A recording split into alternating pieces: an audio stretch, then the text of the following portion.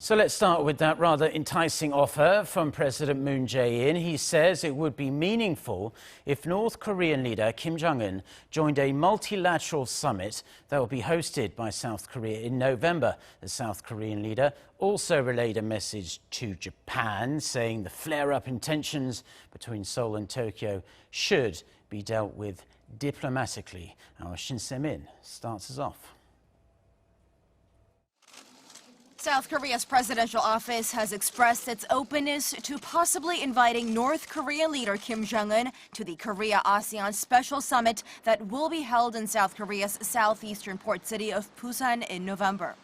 In a written interview with the Bangkok Post ahead of his week-long trip to 3 Southeast Asian nations from Sunday, President Moon said Kim's attendance would be very meaningful for peace on the Korean Peninsula and in East Asia.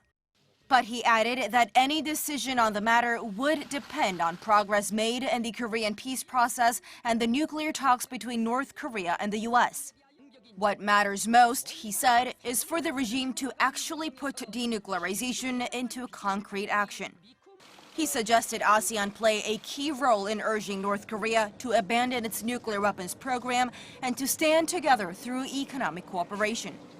That idea of inviting Kim Jong-un to South Korea was first raised last year by Indonesian President Joko Widodo and was quickly endorsed by a number of regional leaders.